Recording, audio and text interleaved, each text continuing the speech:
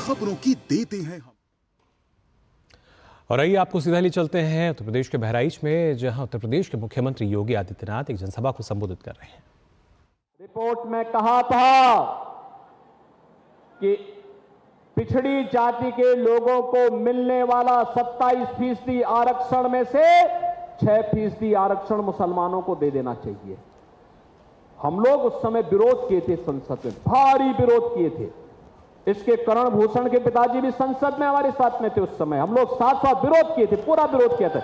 हम लोगों ने कहा था कि कतई हिंदुओं का आरक्षण मुसलमानों को नहीं मिल सकता। ये बाबा साहब भीमराव अंबेडकर की भावना के विपरीत है।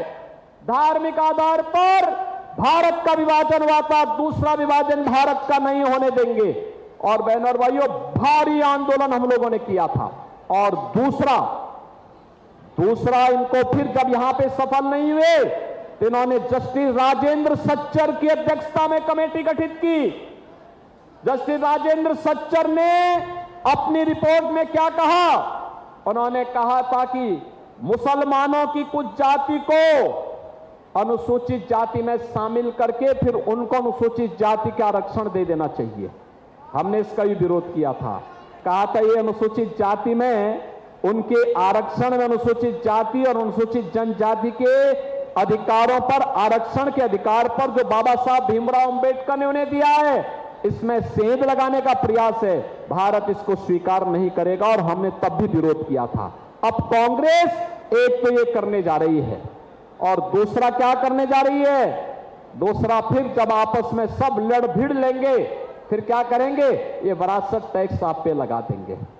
विरासत टैक्स का मतलब आपकी आधी संपत्ति। आपने कांग्रेस के बुद्धिदाता सेम पित्रोदा का बयान पढ़ा होगा, जिस बयान में वो कह रहा है कि विरासत टैक्स लगाएंगे। और राहुल गांधी ने भी अपने मैनिफेस्टो में यही बात कही है। क्या बात कही है? उसने कहा था एक झटके में गरीबी हटा देंगे। क्या कहा? तो मुख्यमंत्री योगी आदित्यनाथ जो कि बहराइच में चुनावी जनसभा